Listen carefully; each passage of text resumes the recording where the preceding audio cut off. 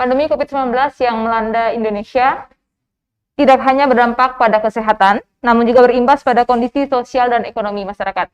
Tribuners, hari ini di special interview bersama saya, Salma Pikaluhata, kita akan membahas tentang tingkat kriminalitas di Kota Ambon selama pandemi COVID-19.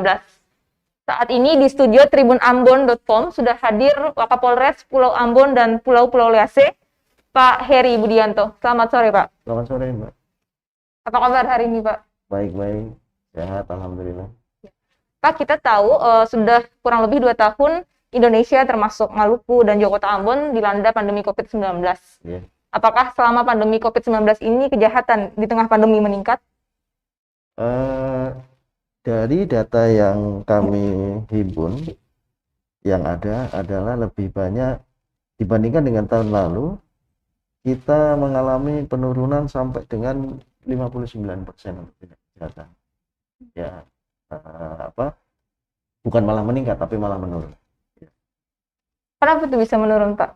Sementara di kota lain, kalau kita lihat malah kejahatan makin meningkat. Iya, ini disebabkan mungkin ada beberapa hal ya. Yang pertama itu tentang banyaknya aturan tentang pergerakan manusia. Ya. Seperti kita ketahui di masa PSBB maupun di masa PPKM ya, sampai mengeluarkan Inpres, wali kota juga ya, itu pergerakan manusia, terus kemudian pengumpulan massa itu kita batasi ya, dan ini sehingganya berdampak kepada kurangnya interaksi dengan antar manusia ya, sehingganya kejahatan bisa menurun sampai dengan 59%. Nah, Pak, apakah kejahatan apa saja sih yang terjadi selama pandemi COVID-19 yang meningkat?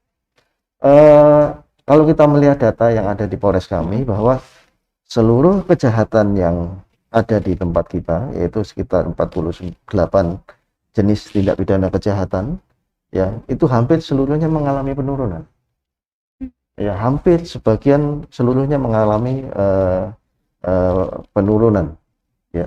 Ya, Pak, mungkin bisa dijabarkan kejahatan apa saja selama pandemi yang ditangani oleh Polresta Ambon dan Pulau-Pulau Lease. Baik.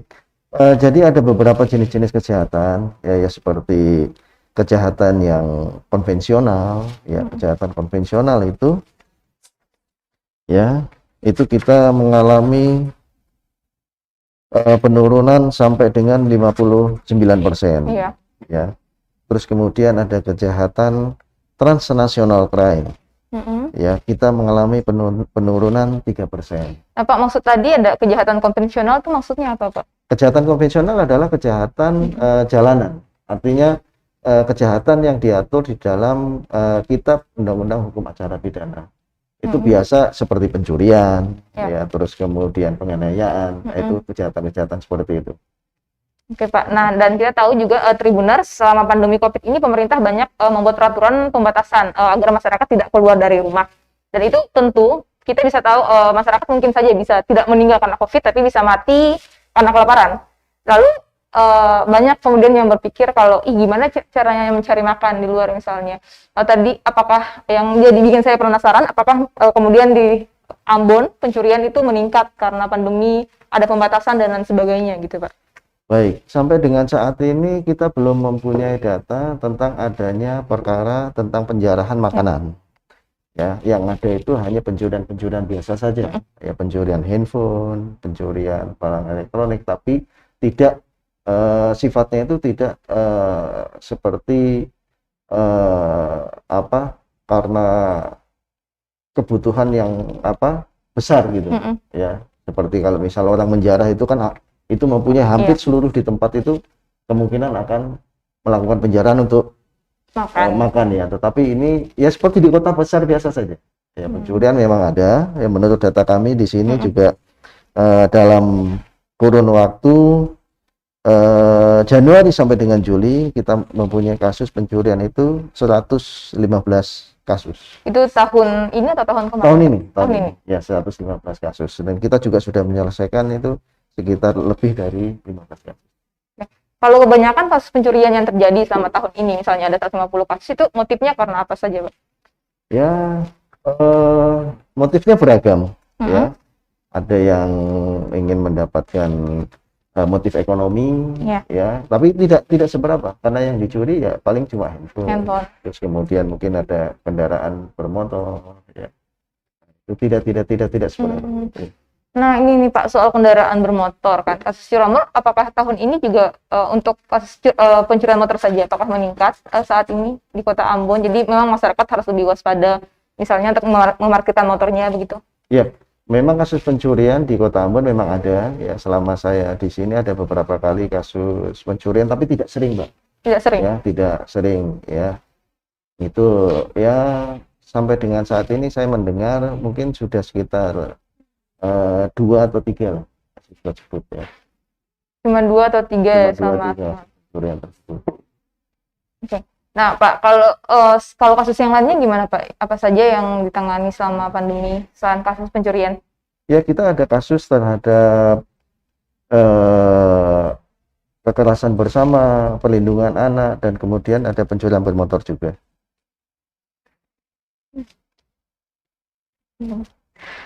Oke, Pak.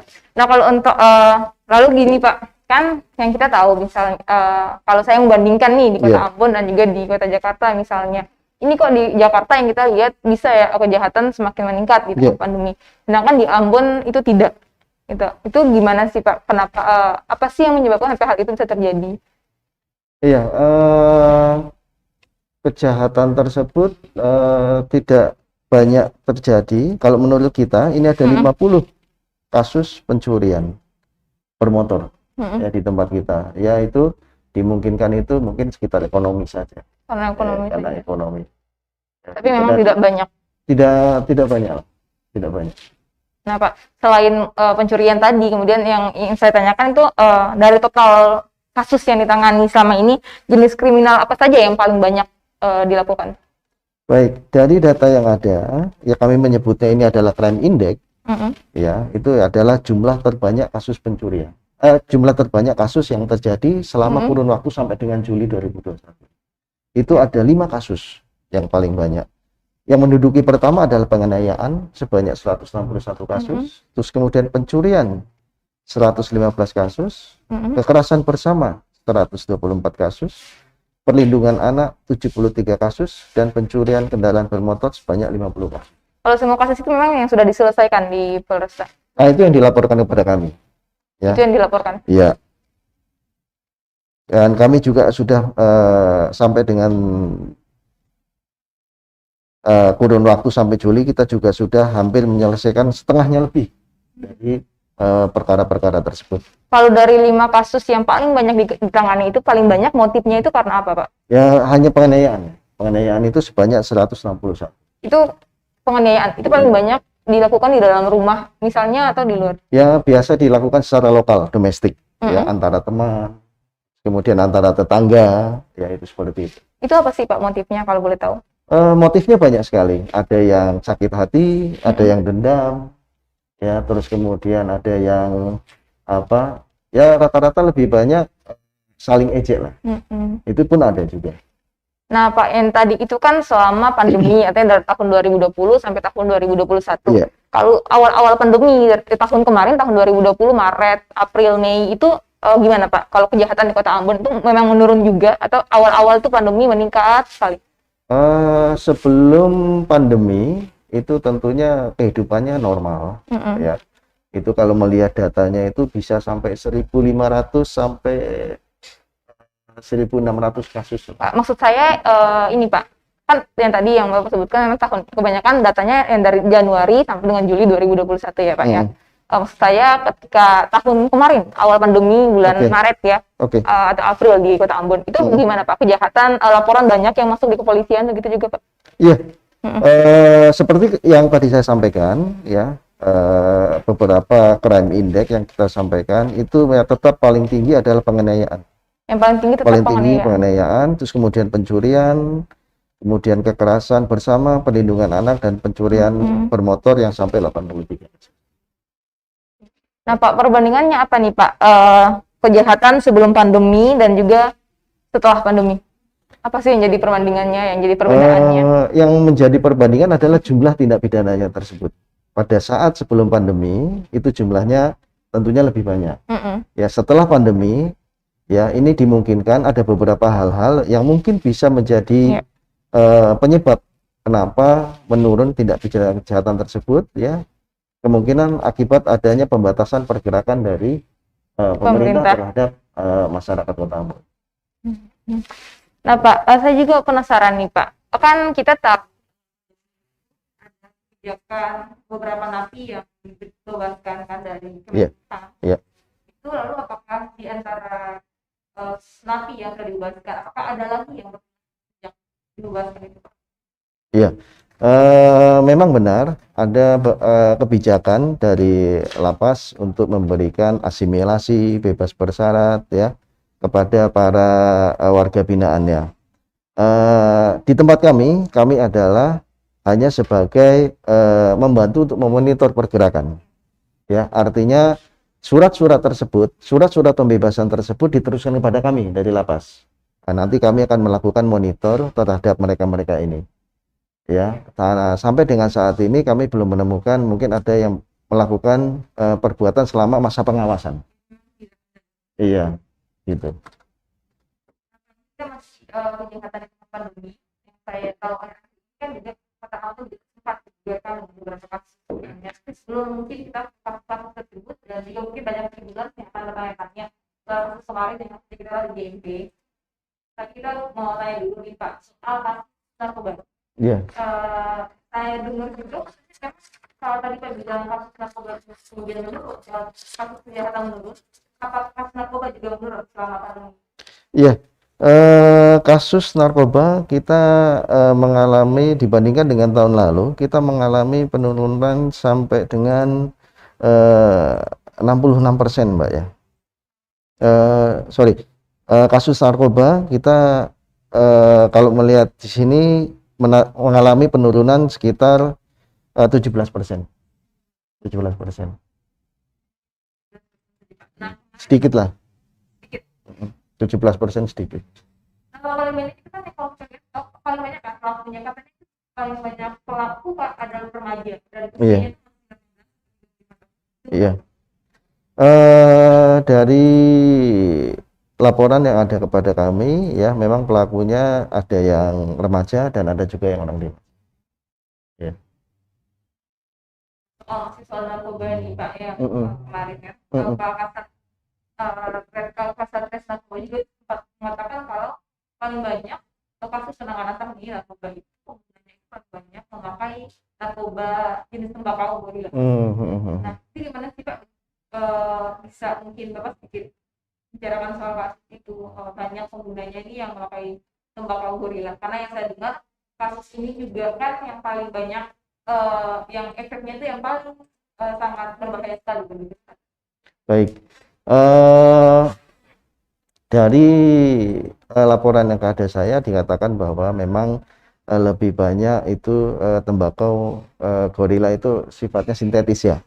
Sifatnya sintetis ya sehingganya itu mungkin yang lebih gampang dibeli oleh masyarakat. Sedangkan kalau dengan narkoba-narkoba lain ya itu mungkin agak sulit mendapatkan dan terus kemudian harganya juga tinggi seperti sabu kan. Itu harganya tinggi dibandingkan dengan sintetis ya mungkin itu lebih mudah didapatkan sehingganya anggota kami sering mendapatkan penangkapan narkoba berjenis sintetis. Bagaimana sih langkah polisi kemudian mencegah terjadinya kejahatan di Kota Ambon? Ya, yang pertama tentunya kami juga selalu meningkatkan kegiatan-kegiatan patroli. Ya, kegiatan patroli tersebut kita laksanakan pada jam-jam dan pada tempat-tempat yang rawan. Ya, contohnya misalnya pada malam hari, ya terus kemudian di tempat-tempat seperti JMP dan di tempat-tempat lainnya.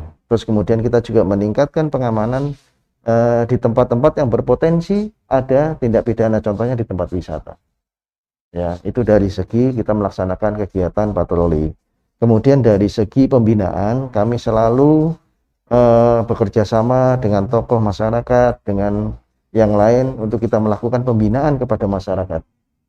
Ya, untuk sama-sama kita menjaga keamanan dan ketertiban. Tempat wisata yang ada di wilayah hukum Kota Ambon. Ya, ya, ya, artinya yang di Pulau Ambon dan di tempat pulau-pulau Liase lain. Patroli di JMP kita laksanakan. Ya, kita melaksanakan kegiatan biasa mulai dari jam 8, terus nanti kemudian jam 10, jam 12, jam 2, jam 4, ya. Kita selalu melaksanakan kegiatan tersebut. Ada, pasti ada Mbak. Ya.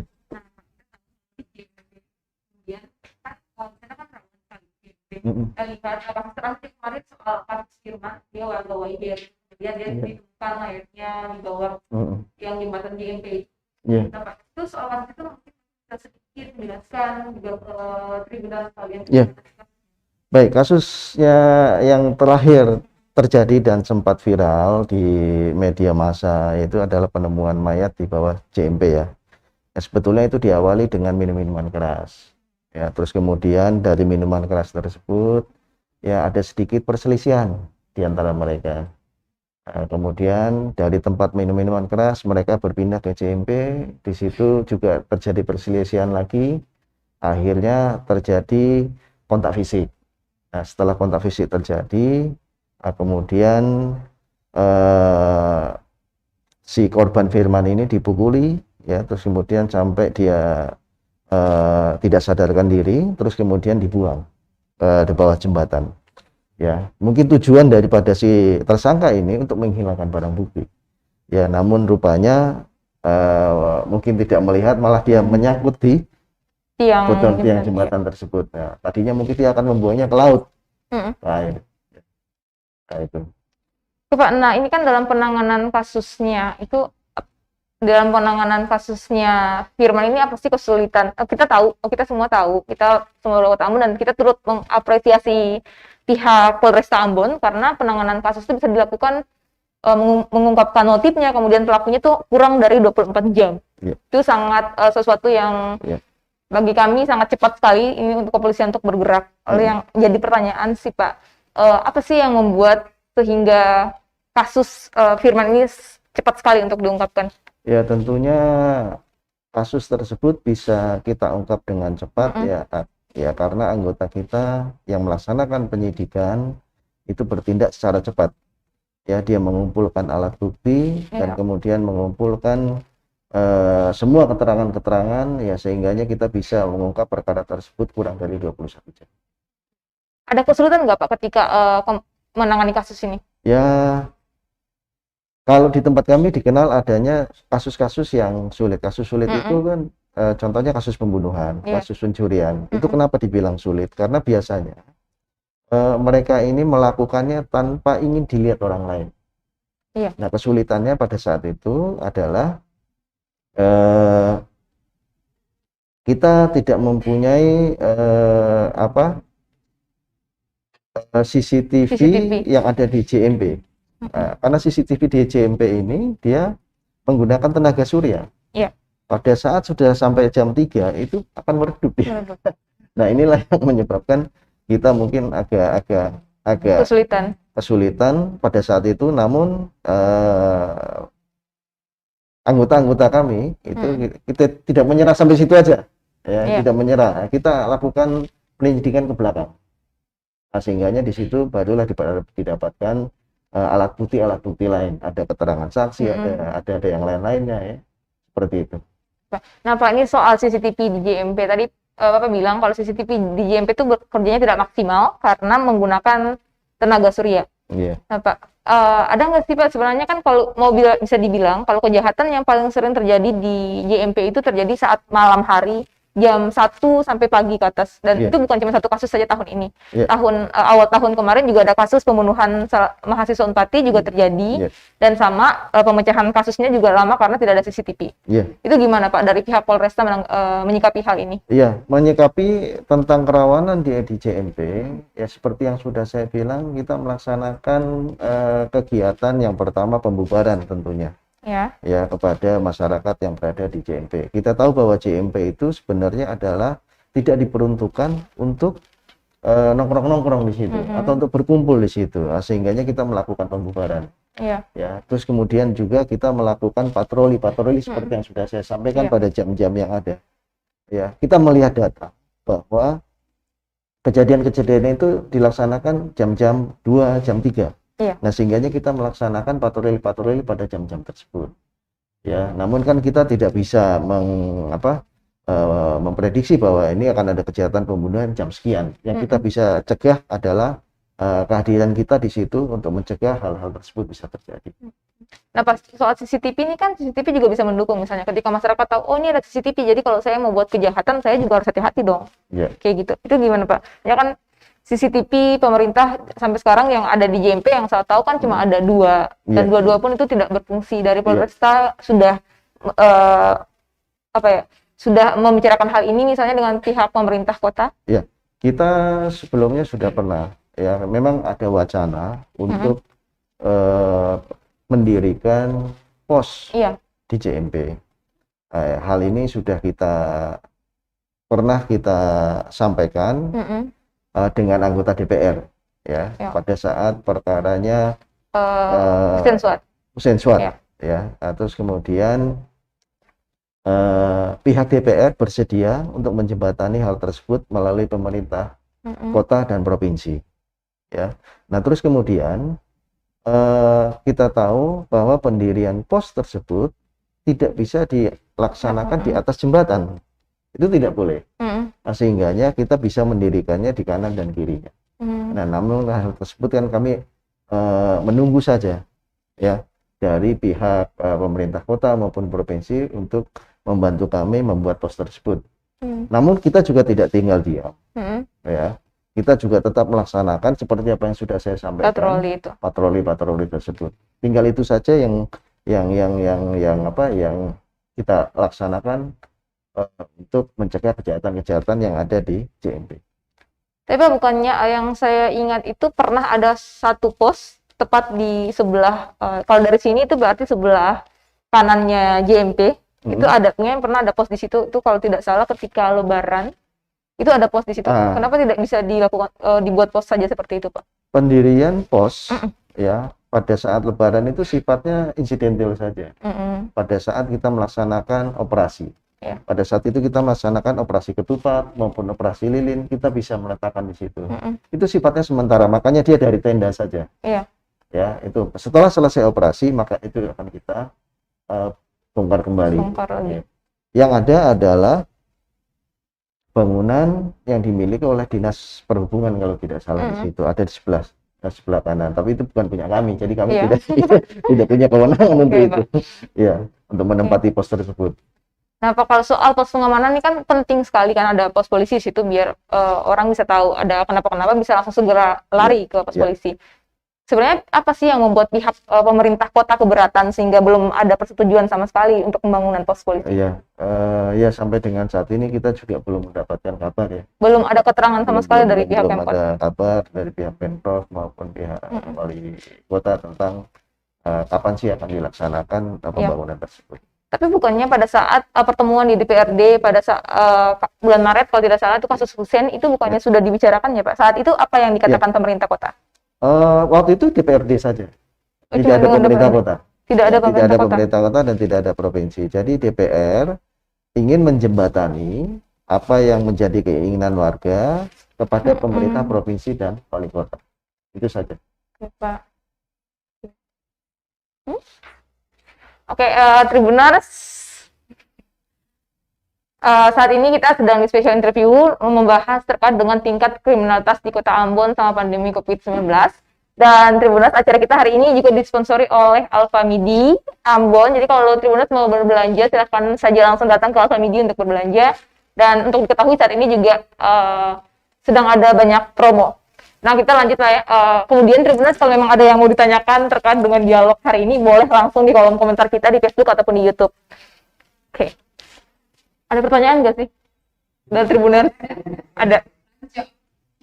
Oke, Bapak saya lanjut, Pak. Boleh. Ini rawan kan? Selain JMP kita tahu Ambon ini luas. JMP jalanan aja, Pak. Juga yang termasuk rawan kejahatan. Kita memiliki daerah-daerah rawan. Mm-mm. Kita sudah petakan berdasarkan laporan polisi yang Ya. ada. Ya, kami kan setiap hari kita menghimpun dari mana laporan polisi ini berasal. Ya. Mm-mm. Jadi untuk wilayah Kota Ambon Iya, itu Pak. ada beberapa wilayah yang memang rawan terhadap gangguan Kamtipmas. Ya, berdasarkan laporan polisi yang masuk ke kami ya. Iya. Ya, itu ada yang pertama tentunya di kota, yaitu wilayah Sirimau, terus kemudian wilayah Nusaniwe dan wilayah Teluk Ambon. 3 itu yang merupakan daerah-daerah rawan terhadap gangguan Kamtipmas. Antisipasi dari kepolisian seperti apa, Pak? ya, antisipasi kami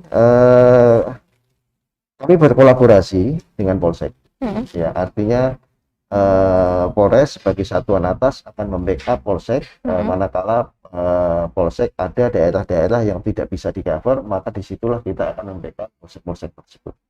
Ya, sehingganya kita harapkan kita bisa melakukan kegiatan-kegiatan antisipasi gangguan Kamtipmas secara maksimal.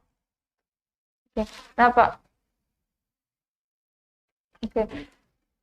Nah, Pak, juga saya mau tanya ini terkait, kan kita tahu di tengah pandemi ini, kemudian ada banyak juga yang kasus-kasus misalnya yang menyebarkan hoax di media sosial, yang membuat masyarakat jadi takut, jadi lebih sering yang dilarang keluar rumah, jadi mereka mau keluar rumah karena mereka pikir, oh corona tidak ada misalnya.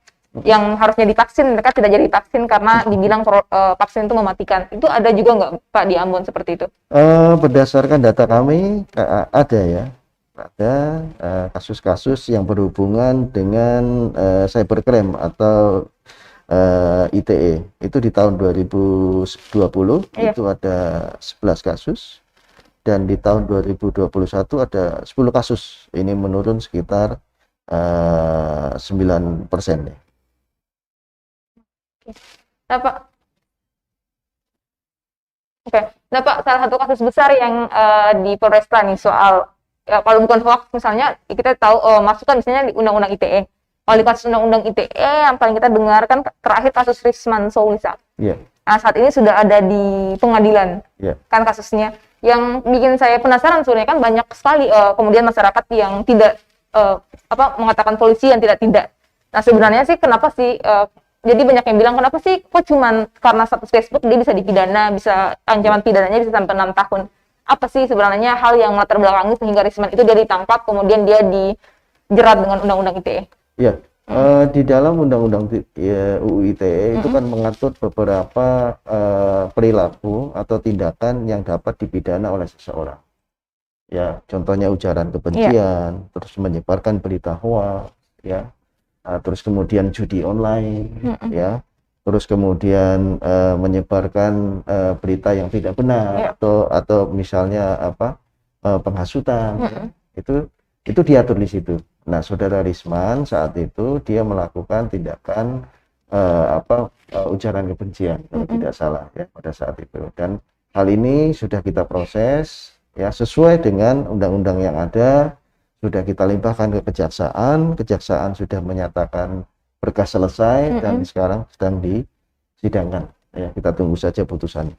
Jadi memang untuk penanganan kasus selanjutnya sekarang ditangani oleh pihak pengadilan. Nah, Pak, nah terakhir nih Pak, saya mau tanya, apakah dari laporan-laporan yang masuk di Polresta, itu menunjukkan sebenarnya keamanan dan ketertiban masyarakat di Kota Ambon ini aman nggak sih, Pak? Ya, secara umum kondisinya di Kota Ambon ini bisa dikendalikan. Ya, bisa artinya dikendalikan. Tidak ada hal-hal yang menonjol. Beberapa kejadian itu adalah merupakan ciri-ciri kota besar, ya, seperti Kota Ambon. Ya, secara umum aman-aman saja. Aman-aman saja. Ya.